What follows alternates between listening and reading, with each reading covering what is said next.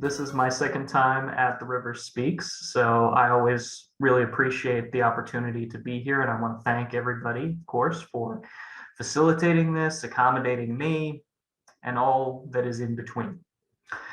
Today, we are going to look at The Legend of Zelda. We're primarily going to focus on Ocarina of Time, but I've got a few more that I'm going to talk about briefly as sort of other examples of this research that I do. But we're going to go ahead and get started. So, to begin, my name, as they mentioned, is Dr. Latham. I'm an assistant professor of English at Midland College. I'm also a very avid gamer. I've been a fan of the Legend of Zelda series for over 2 decades. And my son, who is possibly watching this right now, Eli, I'm very sorry I can't play it with you right now. I will later, I promise. My research today focuses on hypertext rhetoric to analyze video games.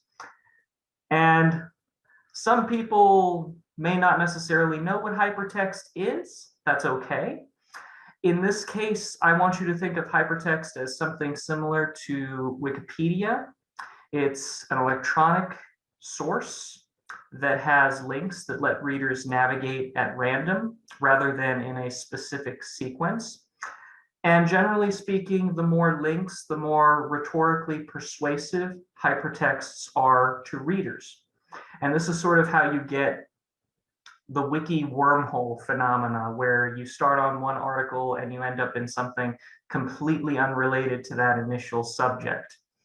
But you keep clicking and you keep going because because you're compelled to, because it's rhetorically persuasive. You want more. So, my initial crux for this argument is reading Zelda. And even though we're going to focus on Ocarina of Time, like I mentioned, some other Zelda games are worth mentioning here because they inspired me for parts of these researches that I do. So first, I became interested in this argument while playing The Legend of Zelda: Link's Awakening on the Nintendo Switch. And that's the game that is in the upper right hand with Link taking out the little worm guy. I'd never played it before, much to my regret. So one of the things that I did was I suggested that my wife and I play it together because she had never played a Zelda game before. And what we did was we alternated files. She played first, I played second most of the time. And the initial spark for this conversation came when, during gameplay, I sort of just casually chucked a bomb at a cracked wall and opened a secret room.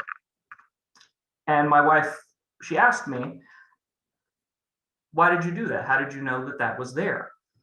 And I didn't know how to immediately answer because the solution seemed very obvious, very simple. And I just kind of muttered, "Cracked wall." And you can see the cracked wall there in the circled section of the screenshot. And what I later realized as my wife continued to play the game was that I could read it in a way that she couldn't. And that literacy was born from several decades of playing these kinds of games. I realized the cracked wall meant I needed to throw a bomb at it, which would produce a secret entrance. I knew how to navigate that link, which has a fun double meaning because we're talking about The Legend of Zelda, which of course stars the protagonist Link. And eventually what happened was she also started picking these up. She often mentions them to me while I'm playing and she's watching. She often finds them when she would find them when she was playing herself. And she learned how to navigate those links. And, even if it's not quite as proficient yet, that'll come with time, with experience. And it creates a certain set of fluency with the game's visual language. And this anecdote, the idea of, oh, well, I stumbled on something secret, now I know how to do that in the future, that should be immediately familiar to anyone that's played a Legend of Zelda game. Or even played games in general, and Zelda games have very specific sequences, at least prior to Breath of the Wild in 2017. One learns to read the game, forming a literacy not only with the game's narratives, but also its ludology, which is how the gameplay works. In fact, another example of this on the bottom right-hand corner is Skyward Sword, a game that I'm currently playing with my son. And in Skyward Sword, you have to get this item that's on screen. This is called the item wheel. And this allows you to hold down the B trigger and access your items over the course of the adventure to solve puzzles. The thing is, this item wheel doesn't actually exist in your inventory until you acquire the first item, the slingshot, which is on the bottom. If you skip the slingshot, if you don't get it at all, you can't get any of these items ever during your game. So Zelda games used to be like this. They used to be very linear. They used to be structured like puzzles. You had to figure out, you had to navigate, you had to learn the links. And these are just a few examples of how these links work if you view a video game as a hypertext. What I didn't necessarily realize at the time I saw this cracked wall was my ludology's limitations. And this is perhaps due to the fact that I am I'm a very basic gamer, so to speak. I'm able-bodied. Games tend to be oriented towards my target demographic. And because of that, I failed to notice what should be a very obvious blind spot in the way this literacy formed. One that made itself very obvious several months later. And it brings me to the subject of my talk, which is on the left-hand side of the screen, blind players of The Legend of Zelda: Ocarina of Time. So, Jordan Werner, blind players, and the limitations of play. So in 2006, long before I sit down to even start building this talk, a person named Jordan Werner posted on a Zelda speedrunning community website.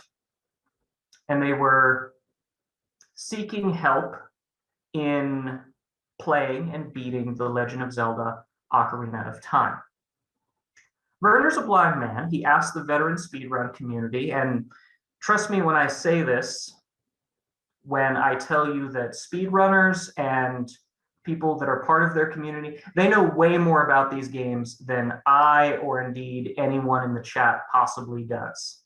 They have a mastery of this that surpasses even my own. And he asked him, Werner asked the players, help me play this game, help me beat this game.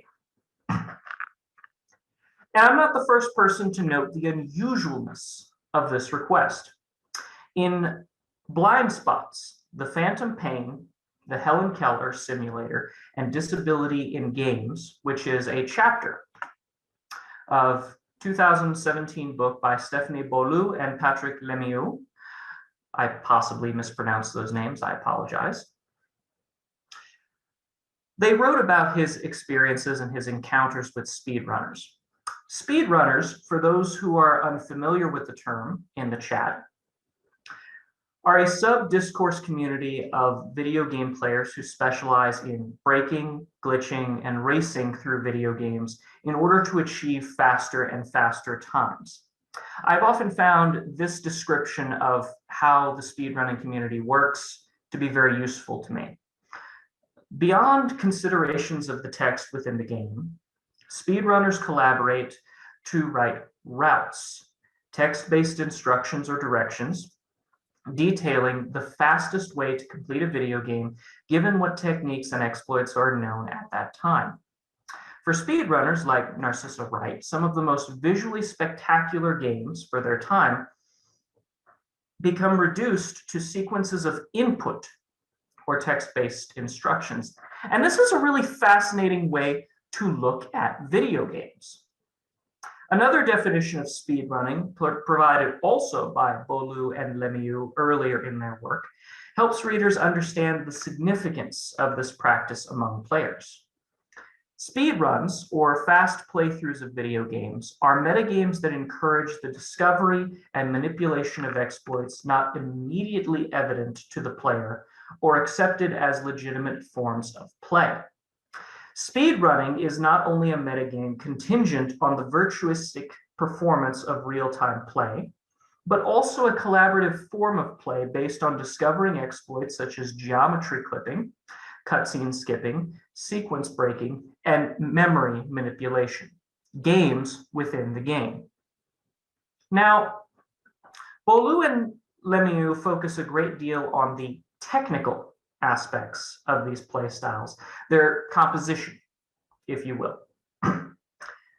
Instead, if we look at these exploits and routes not as exploits, but forms of ludology, they become instead player ludologies, which can be used in hypertext rhetoric to analyze the game in a new way. And I proposed an argument like this similar to that in my dissertation, where I described an approach to video game rhetoric called Ludo-Ludo theory. In Ludo-Ludo theory, the video game becomes a hypertext similar to a database, like Wikipedia, which is malleable and subject to change in order to accommodate players. In Ludo-Ludo theory, player ludologies come into harmony and dissonance with the ways in which the maker's ludologies function. And the objective of this is to align them in harmony or explain their dissonance. Now, this is similar to the Japanese concept of tegotai, which is a design philosophy from Nintendo. Shigeru Miyamoto is sort of the one that people usually quote on this, but it's a design philosophy which focuses on how a game feels and why players feel in or out of alignment with the game's ludology. If the game or the route feels right, it gains Ludo-Ludo harmony because the player's play style is accommodated. This means the game is playable, which means it won't crash, and it can be completed with the right knowledge of hyperlinks.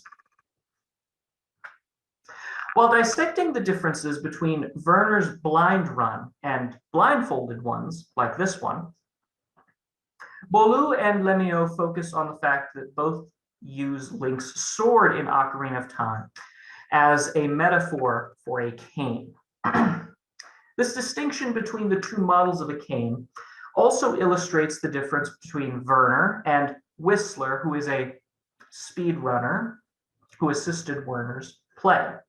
Although in both cases the sword is tapped as an auditory tool, much of Whistler's struggle is produced through the disconnect between the auditory information revealed by his cane and his mental map, a virtual visuality of the space developed through years of sighted play. By contrast, Werner is not using the sword to build a mental map of the space, but to check and avoid obstacles he knows are coming. It's no coincidence that Werner transformed The Legend of Zelda into a text-based adventure game by translating the actions into a series of textual commands for him to follow.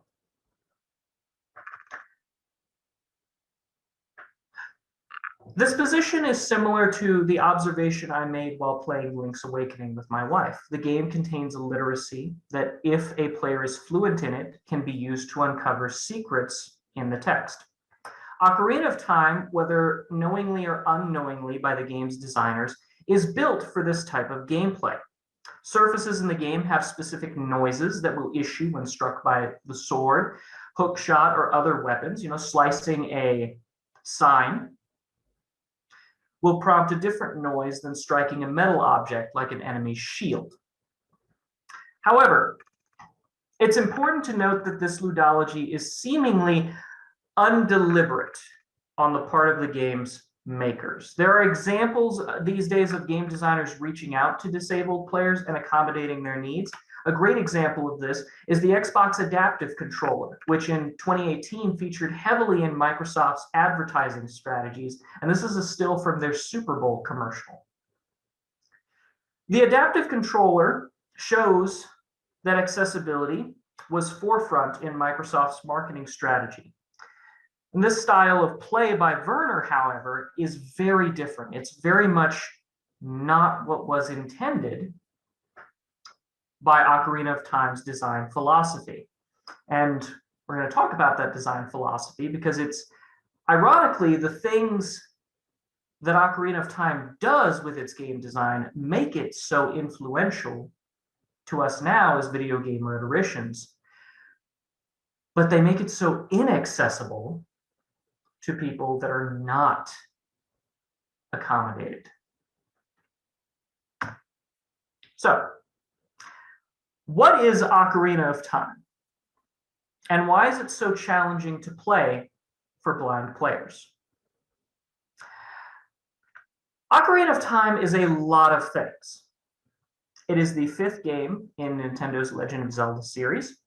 It is the first game in the Zelda series to use 3D graphics, which shifts from the 2D format of previous games like Link to the Past, the original Legend of Zelda, and Zelda 2: Adventure of Link.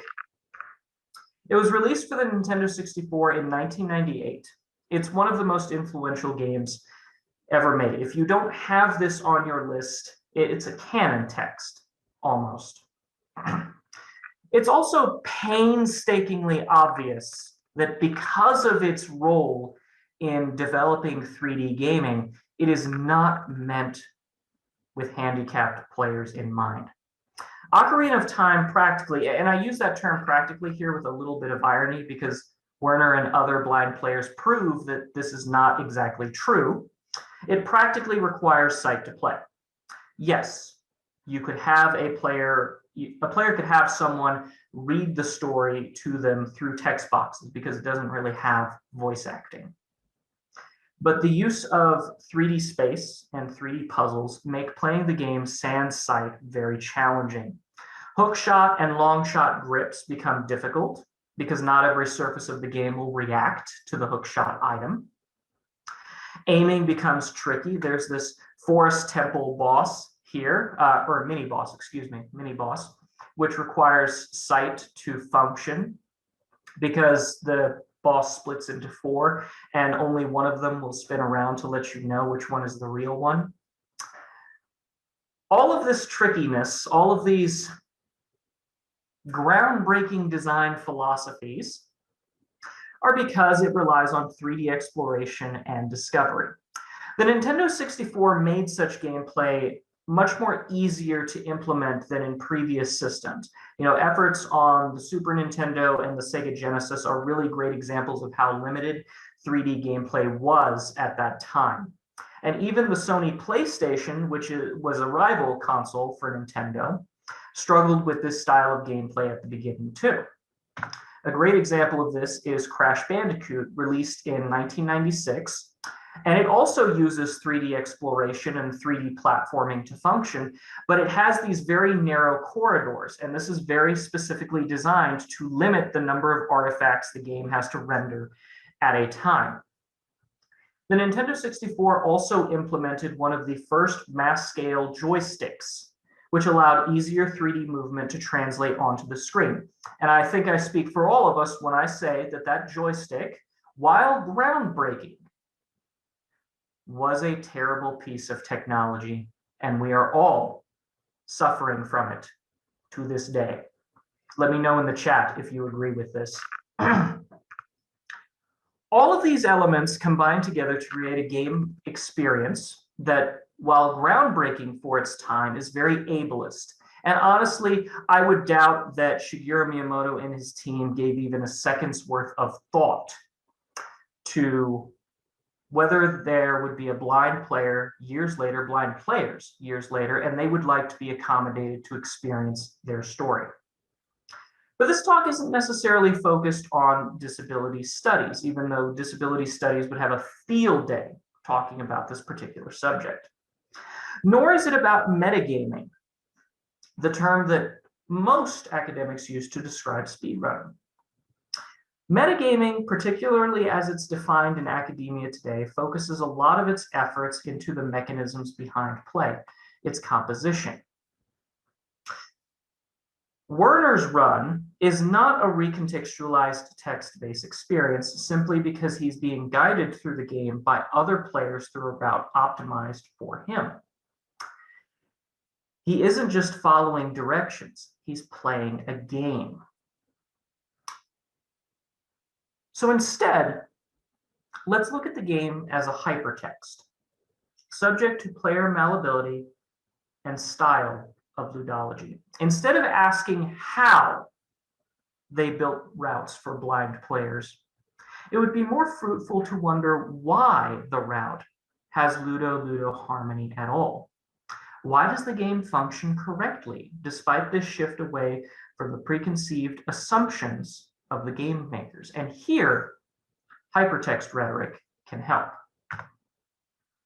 So, in my dissertation, I explored applications of using hypertext rhetoric, such as those used to explore the rhetorical strategies of databases like Wikipedia. I began this research using George Landau's Hypertext 3.0, which offered me the most comprehensive understanding of hypertext rhetoric at that time. According to Landau, true hypertexts are electronic in nature. Second, they are built using branching systems that encourage reader choice in navigation. Third, hypertext authors use rhetorical links to sway readers of the hypertext. Finally, even though Landau himself didn't really like to give this idea a whole lot of thought, he admits that readers have the ability to manipulate hypertexts and take on a type of authorial role in the creation of a hypertext. Wikipedia, as a model, is a great, easy to understand variant of this and how this rhetorical concept works. A reader can click on a link, then another to create a route through the hypertext solely their own. And this produces rhetorical persuasion because the reader is navigating through the text harmoniously. And that rhetorical strategy convinces readers to keep navigating, engaging in the text, and drifting into the wiki wormhole. Through the use of speedrunning practices, glitch rhetoric, and platform studies, I was able to build a system where the canons of hypertext rhetoric, which were revised by Colin Gifford Brooke in 2009, would work in the analysis of video games. What these blind runners are doing is navigating the text using slightly different links to manipulate their reading. And this work is possible also thanks to one of our organizers here, Dr. Johansson Keanu, who used a model to offer several critical readings that considered the aesthetic, ludic, narrative, and oral design choices and the relationship between these elements as framed through a rhetorical and player-based reader response lens. Keanu offered that the convergence of these design choices allows for a more interdisciplinary approach that considers all the game's elements. Within the context of race, gender, or economics, which would yield a deeper and more thorough understanding of video game texts. In his work, music and tone shifts in audio rhetoric used to analyze how Nier Automata, which is another game, crafts a ludo-oral harmonious experience. In his work, the ludology and audio rhetoric work together to support player choices, which generate softer or more active music depending on player choice and agency. But let's think of Werner's ludology in a separate way. Instead of the audio rhetoric being used to support player choices, what if the audio in the game is producing links that Werner can manipulate to achieve the ludology for blind players? And let me explain. Let's take a moment in Ocarina of Time. The discovery of a Deku Baba inside the Great Deku Tree, the first dungeon of the game. Immediately, the soft, gentle sounds of the tree fade into the background, and a more active, engaging audio experience begins. You know you've stumbled on something. Move forward, move forward. You hear chomping. Something is nearby. The chomping means the Daegu Baba is here and you're near it. Press Z. Now you're targeted. Now you can move forward and get close. You hear a rearing noise. You hear Link grunt. You hear Link stumble. If you've got a rumble pack, maybe you feel that. It snapped at you. Yeah, try again, get closer. Keep pressing B. Suddenly you hear a sound like cutting a vine. It screams again, screams again. Third noise, it sticks. You hit, and then the music ends. You hear the sound of a small explosion.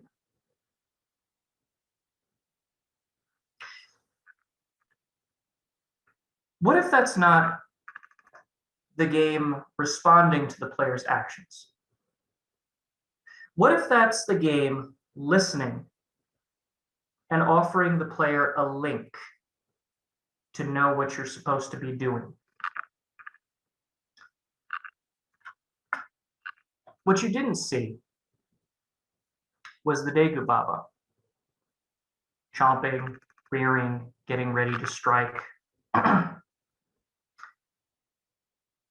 But it's actually not necessary to see it happen. Ironically, the audio works so well that it can function on its own. It exists as a hyperlink that allows blind runners to advance even without the ability of seeing exactly when the Daegu Baba will rear and when it will strike. The game is more than it seems, so to speak, and looking below its surface level reveals many, many ways to manipulate the text that make it more inclusive. And to be sure, one of the most fascinating aspects of Werner's Run and the work done by other blind players of video games is how they reveal how accessible gaming can be if given the opportunity. I mean, yes, official examples exist for inclusion like the Xbox Adaptive Controller, but far, far more games exist that don't allow for these official examples. And the Xbox Adaptive Controller is not meant to help a blind player play this game, any more effectively than any other controller. To truly continue building knowledge about these texts, and this is a 20-year-old text, and we're still finding new ways to engage in it. Unofficial sources are necessary, and in Werner's case, more successful when it comes to helping players. However, hypertext rhetoric also affords so much more to these games because it asks questions about authorial agency in players like Werner who exploit the game's links to produce new pathways through the text. Now consider my point earlier about metagaming, focusing on composition, mechanics. And it would make sense to do that in a situation if Ocarina of Time was not a hypertext. And the metagame was more focused on what a player in video game can do as opposed to why they do these things. However, and to get to the end of this talk with some reasonableness on time, because I know that we have questions and I'm a little bit over where I was planning on being, shifting to an analysis of the Ludo-Ludo harmony created by Werner's Run is far more fascinating. It allows us to look at the run not as a person overcoming flawed design, but as a person exploiting existing design to bring the game into harmony.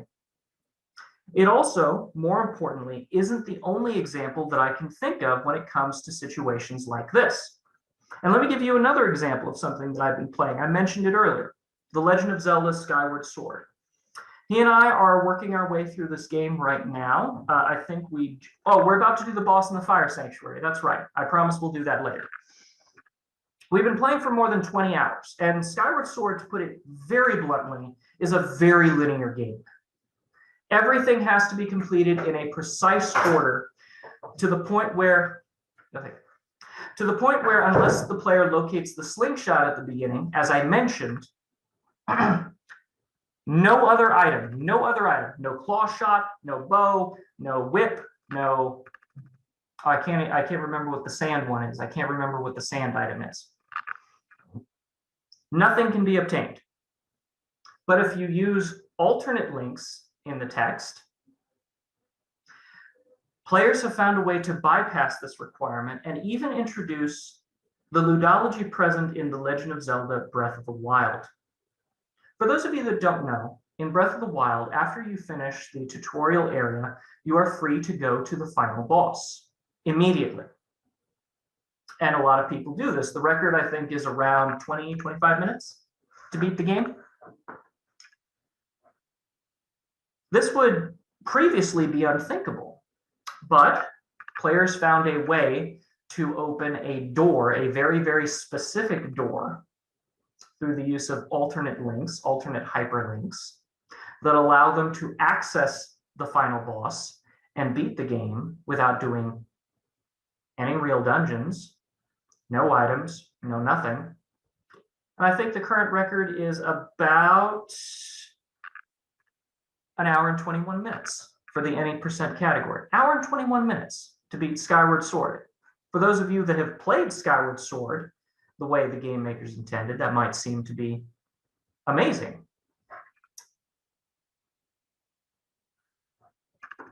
But I think that it's important that we do this. I think it's important that we look at work like this because it asks a bunch of brand new questions. Why was this harmonious for me? Why did this feel right to me? Why was it important or special to me? It allows us to do analysis, yes, of methodology, of mechanics, of exploration, but it refocuses that analysis on the purpose of players, whatever that purpose may be. And I think that's why this particular style of video game rhetoric is worth considering, worth thinking about, and ultimately leads to a more inclusive environment for players such as Werner, blind players, and everyone. So thank you very much. That is my talk. I hope that it was interesting. I hope that you found it enjoyable. And I'm more than happy to take a couple of questions on my research if you would like. So if you have any questions for Dr. Latham, you can unmute yourself and you can turn on your camera if you wish, or you could put it in the chat.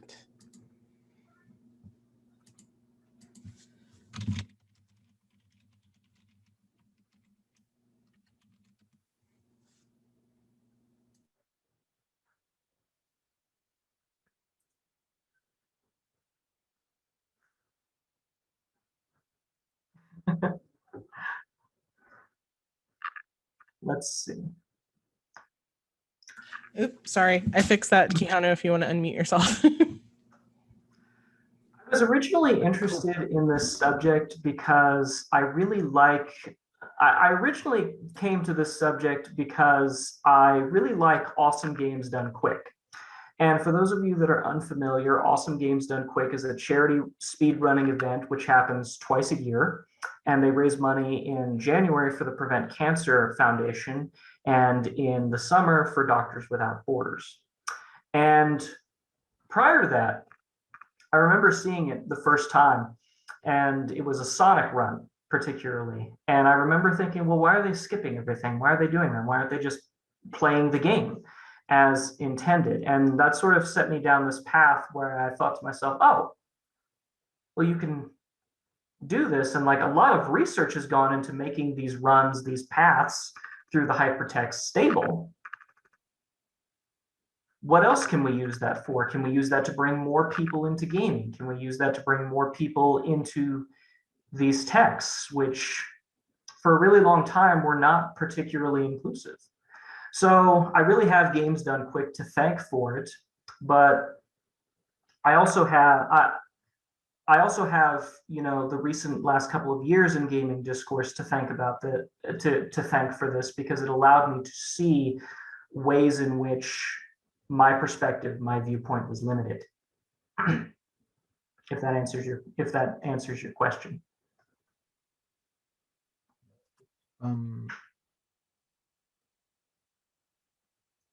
If you'd like, you can address someone from the chat first, and then I'll ask mine. Okay. Yeah, I really like that one. It looks like Hannah has a question from Zelda Universe. She says, hi there, Hannah from ZeldaUniverse.com here. Can I ask what other primary, secondary texts you used when developing this? Were there other Zelda-specific academic texts that you came across? So this is a great question. My research tends to specialize a great deal in actually non-academic texts. And usually what happens is I will find a text that sort of uses Zelda as an example among many, and I will see a couple of different options to do that. But usually in academic work, what you're doing is you're taking larger research that's been undertaken by somebody else and apply it to a new example. So a lot of times you get more specific deep dives into games like, for instance, Nier Automata, great example. Metal Gear Solid 5, The Phantom Pain is another good example. And usually it happens that way, and you might get some more specific deep dives on indie games as well. I've seen a lot of work on The Last of Us as well. But I used a lot of research, actually, and this is more specific to the Zelda Universe people. I used a lot of work from Zelda Wiki to build this, because Zelda Wiki, for those of you that do not know, it is also a Wikipedia-like hypertext that Zelda Universe operates and maintains. And I was able to download a lot of information from that while I was building my dissertation. I have a lot of research from the speedrunning community to thank for that as well. As far as recommendations, that's actually kind of a tricky question. I would always recommend Racing the Beam, the Atari video game system, as a source for people that are just sort of getting started in how games work, how they produce meaning, because that's where platform studies initially comes from, which I love very, very much. Airseth's, oh no, I'm drawing a blank. Cybertext, that's another really big one for you to read if that's something that you're interested in. And a whole host of others, but I also get a lot of research from news sites. I get a lot of research from forums as well. There are a lot of enthusiasts out there that are not published, but still deliver very meaningful discourse that's worth looking at.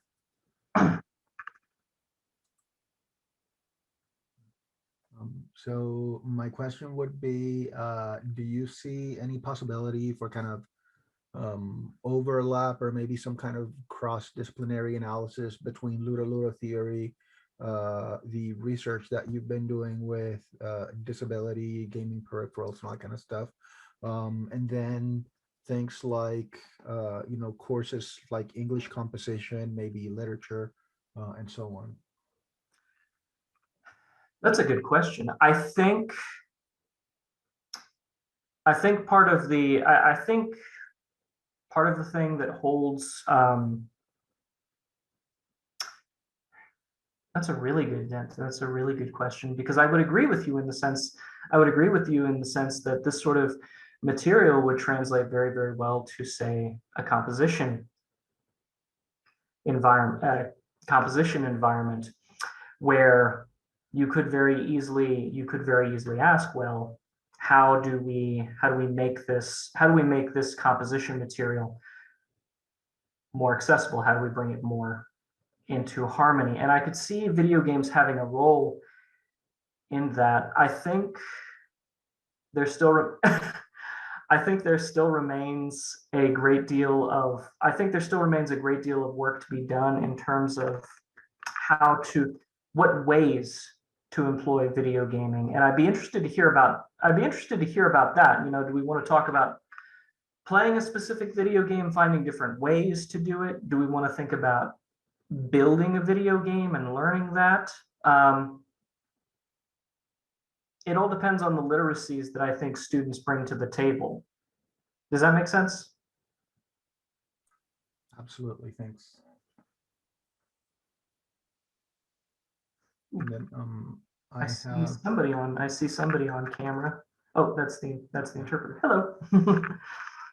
and then I have one more question, though I'm not really quite sure where I'm going with this one. I don't know if you're familiar with that like 2-minute speed run of Breath of the Wild, where the player just kind of knocks down a tree and then just shoves it up to the end of the universe and suddenly they're fighting Ganon.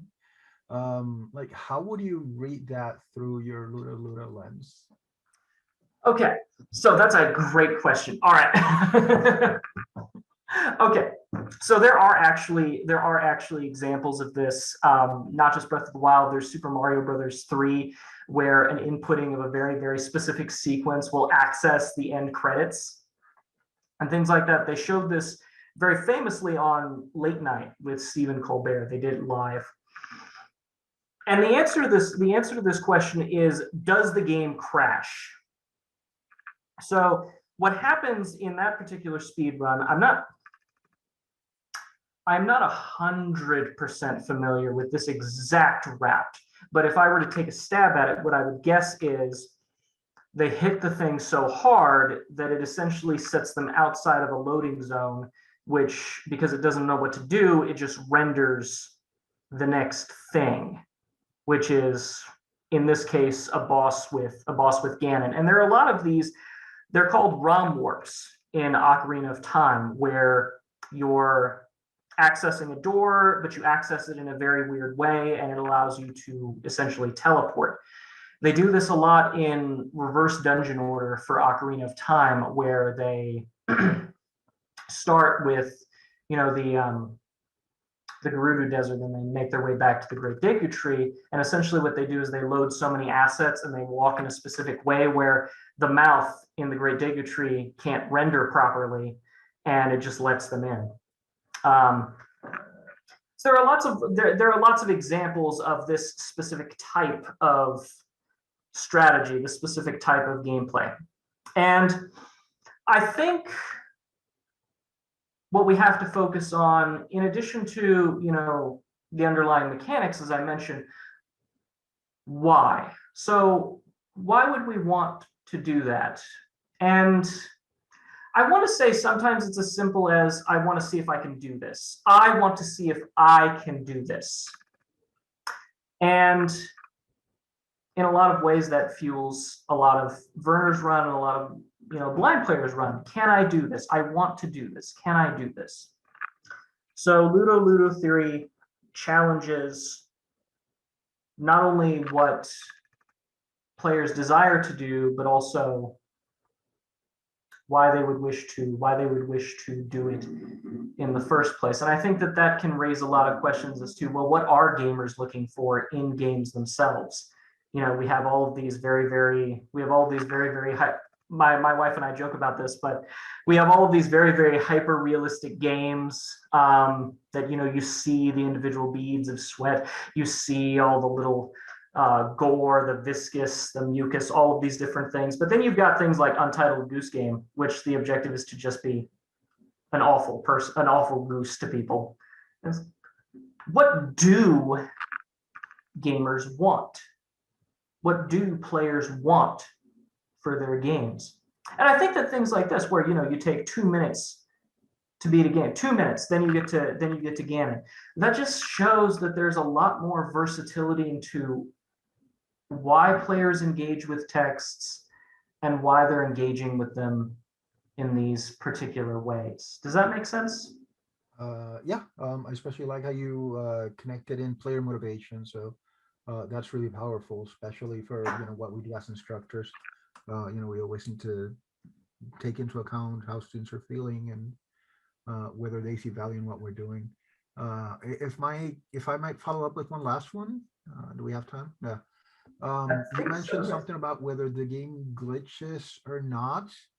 And maybe I'm wrong in this, but I'm hearing an implication that if the game glitches, then you're quote unquote playing it wrong.